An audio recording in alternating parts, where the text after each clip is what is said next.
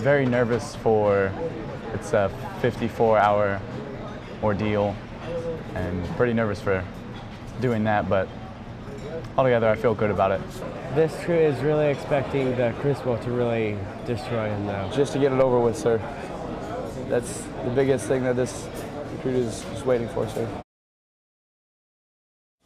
Those are the words of some of the young men before they would take on the Crucible at Marine Training in California. What is the Crucible? It's 3 days.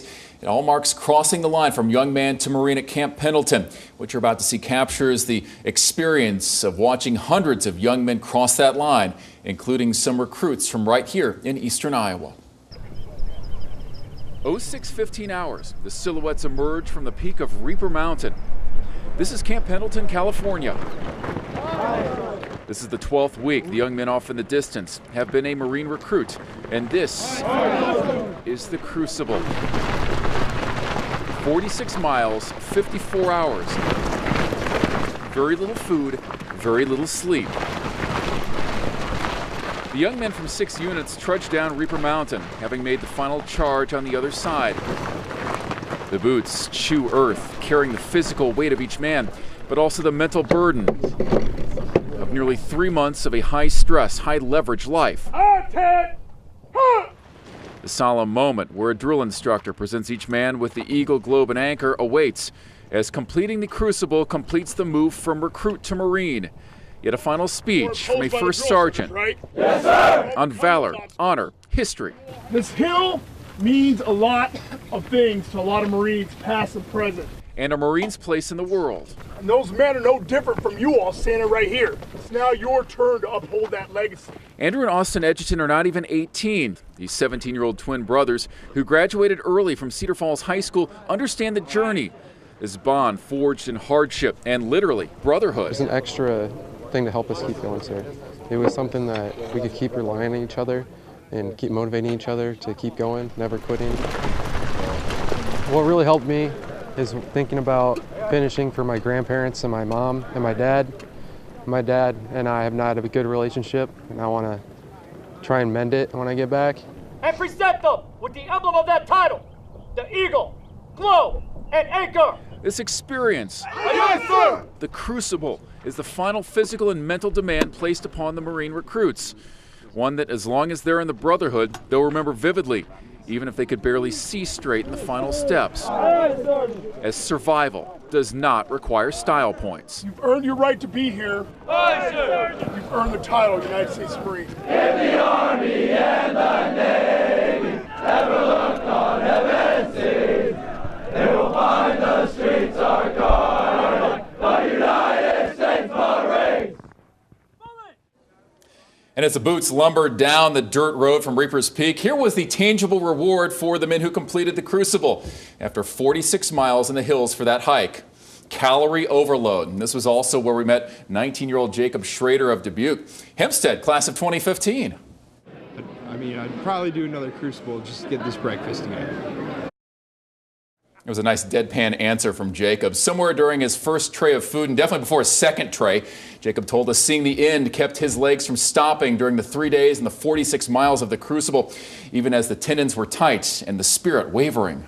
Whenever I feel like I couldn't make it up, I just look at my brothers and just knowing that if they can do it, I can do it. And it's last training day, so why not give it my all? And Mornings at 11:40. The cloistered monks at the New Melleray Abbey Monastery gather for prayers.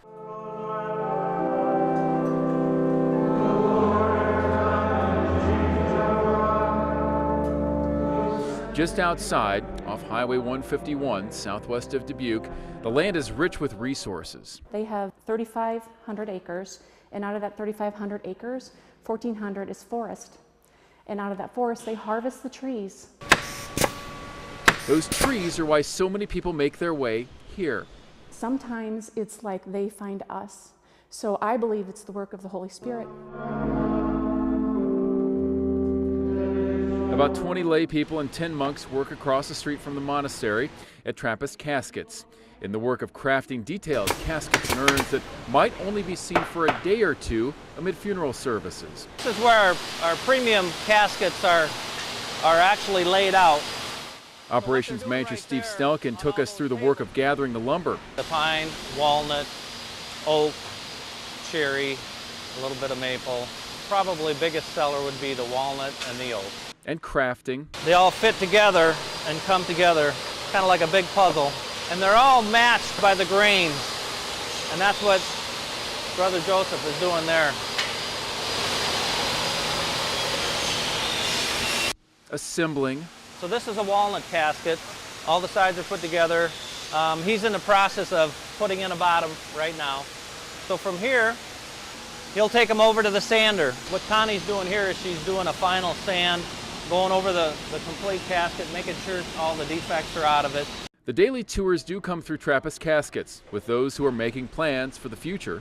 Also gives them an opportunity to come and say, hey, this is the kind that I'd like. I really like it. To the somber sight of the smaller caskets, the reminder of a life that ended earlier than it was supposed to. It's a sensitive thing. It's a very impressionable time in people's lives. So when we select our employees here to deal with that, they do have to have a certain sensitivity and understanding that we are unique that way. The monks bless each casket that leaves here with the name of the deceased person in the memorial book. There's also a ceremony to give back to the land what was taken for the casket. In their forest, to be self-sustaining like they are, they will plant a tree as a living memorial to that loved one. When we harvest trees and then we plant that tree, that full circle comes around that someday that tree might be harvested again for another person.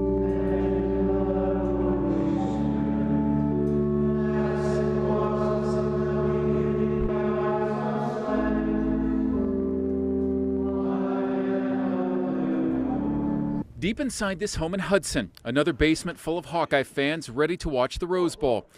Except Don Chepanek was also there in a true football viewing chair. He knew what these young men were going through. Nobody can appreciate as much as somebody who's gone through it. Don is 79 now, but on January 1st, 1959, he was a young man, all of 22, a Chicago kid who came to Iowa. I had chosen Iowa over Michigan State. He was also an undersized young man, about 168 pounds, playing right guard on offense and linebacker on defense. That's just the way it was back then.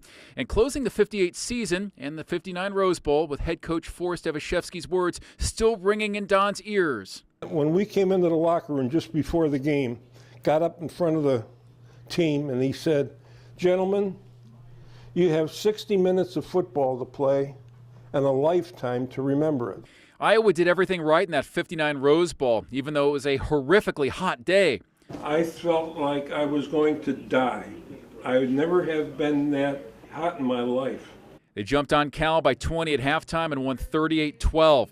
The biggest play, running back Bob Jeter's 81-yard touchdown run in the third quarter, and Don had a great view from his seat. I was standing there looking down the field, and there was Jeter running for the touchdown.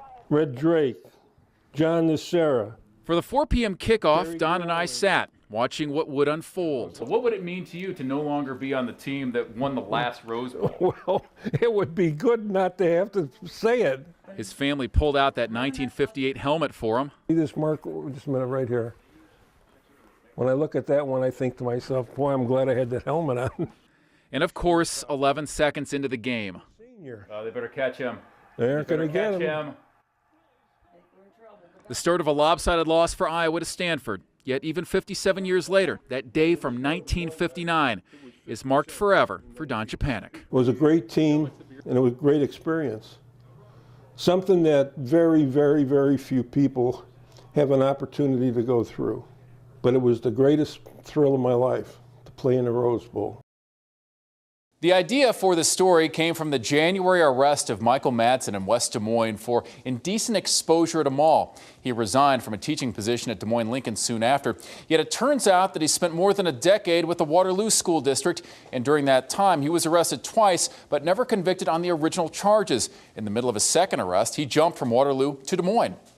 From 1988 until 2001, Michael Madsen worked here at Waterloo West High School as a business, technology, and economics teacher. Yet police arrested Madsen twice during that time. First, a 1994 charge on indecent exposure for not wearing pants at a hotel lobby in Blackhawk County. After a mistrial, Madsen pleaded guilty to a lesser charge, trespassing. In 2001, amid allegations of peeking at a 14-year-old girl in a tanning booth, Madsen left Waterloo schools and took a teaching position in Des Moines. Those charges were dismissed. It's important to note it's been 15 years since Michael Madsen was an employee of the Waterloo School District. We did reach out to Waterloo school administrators for comment on 2001 when he was facing a charge and moved from Waterloo to Des Moines. They declined an on-camera interview but referred us to a recent article in the Register.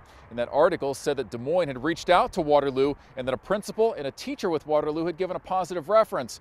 But in the article, Waterloo school leaders say that they never received a formal reference request from Des Moines.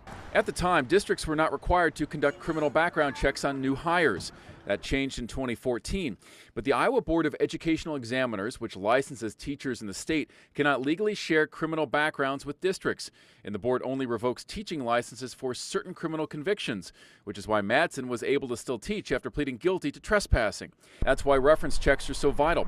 Waterloo Schools provided KCRG TV9 with its 2-page document for how administrators screen potential candidates. But few districts are willing to talk about such a sensitive topic. I think where we've seen problems in education in general, across the country, maybe here in Iowa, is when people don't do their reference checks. Leaders with Iowa City Community Schools shared their process for screening job candidates, a single page with detailed questions. We actually call at least 4 references for every certified staff member, and we've been known to take site visits too for some of the directors and superintendents positions. We adhere to a very strict hiring process, and I think process is important. Yet honesty and being forthright on a reference check sometimes it's what they don't say or what they don't ask can be offset by a district's need to protect itself legally if offering a bad reference regarding an employee. Cedar Rapids Attorney John Jacobson acknowledges that for a reference, protecting the district can be the first priority. What information can be given to a prospective employer is what were the terms of the dismissal or of the termination of employment? Was there a non-disclosure agreement? So there's a lot of other things that you may not know about in order to determine whether or not that school can or just simply won't give you any further information as to what the basis for termination or dismissal was. Peterson says, unlike businesses, school districts should be upfront, and he believes they are. We do get reliable information from other principals and other superintendents and other administrators because they want the same in return. That includes inappropriate behavior from school employees to students that does not lead to an arrest. One of the things that we struggle with staff is understanding where you cross the line into the world of work and then into the personal life. Amid Facebook, Twitter, Instagram, and texting, the superintendent said the Iowa City District encourages staffers and students to use email when communicating outside of the classroom. That's up to 14,000 student email addresses district-wide. We think that that's effort that's well worth it in terms of having that conversation take place in an environment where we archive the messages. School leaders also stress that with their reference checks, they will go through an applicant's Twitter, Facebook, and Instagram accounts, stressing that nothing is really private anymore. Many disciplinary issues with teachers are also protected from open records, meaning the public may only learn of an incident if criminal charges are filed. What makes reference checks even more important is for non-licensed positions in schools, people like custodians or support staff, when a less rigorous criminal background check is required. Earl, KCRG TV9 News.